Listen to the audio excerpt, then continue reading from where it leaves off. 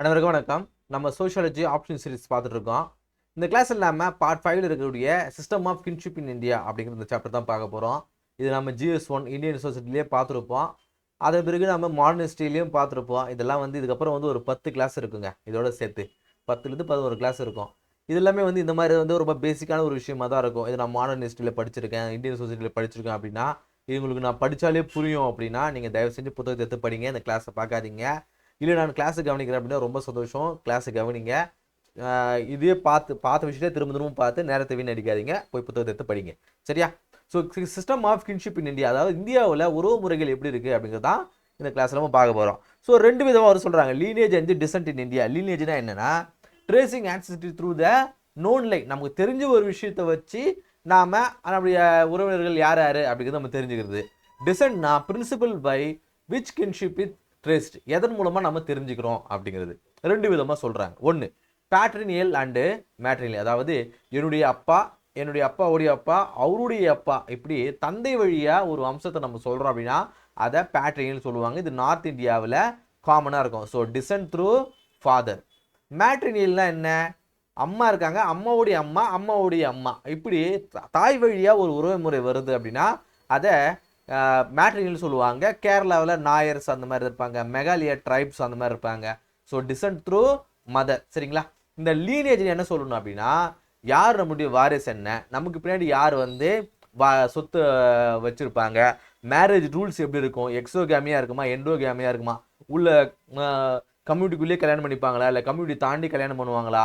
இவர் கிராமத்தில் பார்த்துருப்பீங்க, சொந்த ஊரில் அவங்க பொண்ணே கொடுக்க மாட்டாங்க, வெளியூர் கொடுப்பாங்க. அதுவும் ஒரு குறிப்பிட்ட கிராமத்தில் தான் அவங்க பொண்ணு எடுப்பாங்க, பொண்ணு கொடுப்பாங்க. இது நம்ம பார்த்துருப்போம்.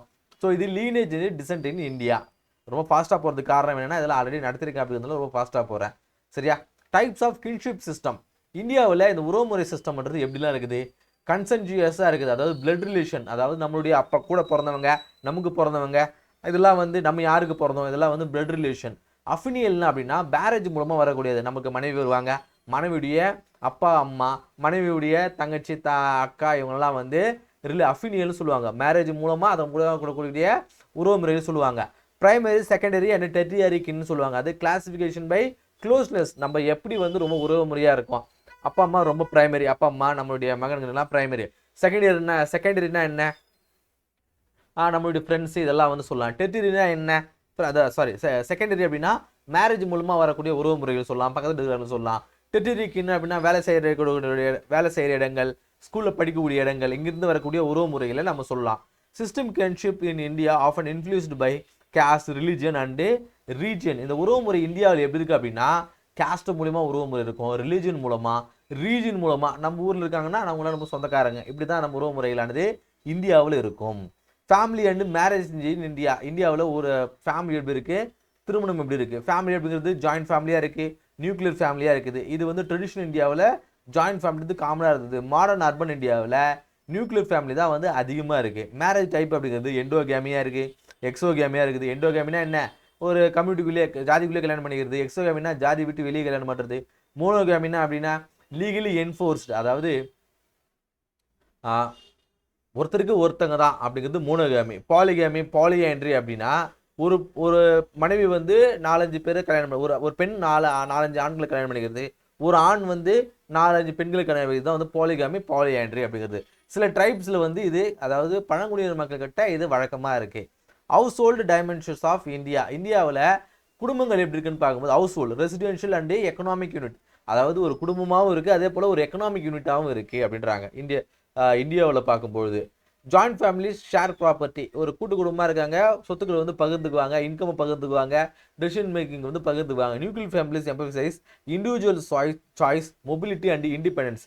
நியூக்ளியர் ஃபேமிலி ஒரு ஷேர்டு திங்கிங்காக இருக்கும், நியூக்ளியர் ஃபேமிலி ஒரு இண்டிவிஜுவல் திங்கிங்காக இருக்கும். அதுதான் சொல்கிறாங்க. அடுத்தது patriarchy, entitlements and sexual division of labour. பேட்ரியார்கினா என்ன? மேல் டாமினன்ஸ், அதாவது ஆணாதிக்கம் சொல்லுவாங்க இல்லையா, இதுதான் இந்தியாவில் அதிகமாக இருக்கும். அத்தாரிட்டி அவங்க தான் இருப்பாங்க. ஃபேமிலியில் டெசிஷன் மேக்கர்னா யார் இருப்பாங்க? ஆண்கள் அதிகமாக இருப்பாங்க. ப்ராப்பர்ட்டி அவங்க மேலே தான் இருக்கும். டெசிஷன் மேக்கர்ஸாக அவங்க தான் இருப்பாங்க. Entitlements, woman often denied equal rights in inheritance, education and property, அதாவது சொத்து யார் பேரில் வரணும் அப்படிங்கிறது. படிப்பு ஆண்களுக்கு அதிகமாக இருக்கும், பெண்களுக்கு டினைல்டாக இருக்கும். இது நம்ம பார்க்குறோம். செக்ஷுவல் டிவிஷன் ஆஃப் லேபர், மென்ல பப்ளிக் ஸ்பேரில் அவங்க ஒர்க்கிங்கில் அதிகப்படியாக பார்ட்டிசிபேஷன் கொடுப்பாங்க, பொலிட்டிக்ஸில் அதிகமாக இருப்பாங்க. ப்ரைவேட் உமன் அப்படிங்கிறது ப்ரைவேட், அதாவது மென் அப்படிங்கிறவங்க ஒரு பப்ளிக் செக்டாரில் இருப்பாங்க. உமன் அப்படிங்கிறவங்க ப்ரைவேட் செக்டாரில் இருப்பாங்க, அதாவது வீட்டில் இருக்கிறவங்க ஆகட்டும், பாதுகாப்பு இதெல்லாம் வந்து நம்ம பார்க்குறோம். ரொம்ப ஃபாஸ்ட்டாக போகிறோன்னா சரி மன்னிச்சுக்கோங்க. மாடர்ன் சேஞ்சஸ் என்ன இருக்குது? ரைசிங் ஃபீமேல் எஜுகேஷன், பெண்கள் இப்போ அதிகமாக வந்து படிக்க ஆரம்பிக்கிறாங்க. இதெல்லாம் வந்து நம்ம ட்ரெடிஷனல் இந்தியாவில் பார்த்தது. ஆனால் இப்போ அப்படியா கிடையாது. பெண்கள் அதிகமாக படிக்க ஆரம்பிக்கிறாங்க, ஒர்க் ஃபோர்ஸ் பார்ட்டிசிபேஷன் இருக்குது, லாஸ் ஆர் இன்ஹெரிட்டன்ஸ், சொத்துக்கள் அவங்களுக்கு வாரிசு உரிமை அவங்களுக்கு அதிகமாக இருக்குது. Yet challenge remain dowry, domestic violence, wage gap அப்படிங்கிறது இனிமேல் நம்ம இந்த சேஞ்சஸ்லாம் கொண்டு வந்தாலுமே இன்னும் வந்து வரதட்சணை அப்படிங்கிறது இருக்குது, டொமஸ்டிக் வயலன்ஸ்ன்றது இருக்குது, வேஜ் கேப் அப்படிங்கிறது ஆண்களுக்கு அதிக சம்பளமும் பெண்களுக்கு குறைவான சம்பளமும் இருக்கிறத நாம் விட்னஸ் பண்ணிகிட்டே தான் இருக்கிறோம். சரிங்களா?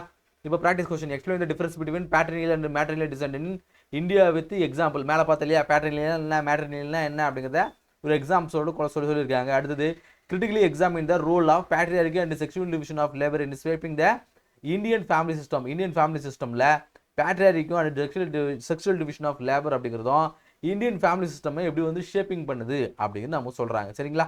ஸோ இந்த 2 கொஸ்டின் வந்து எழுதி பாருங்கள். இந்த கிளாஸ் உங்களுக்கு யூஸ்ஃபுல்லாக இருந்திருக்கும் அப்படி நம்புகிறேன். அடுத்த கிளாஸ் சந்திப்போம். நன்றி.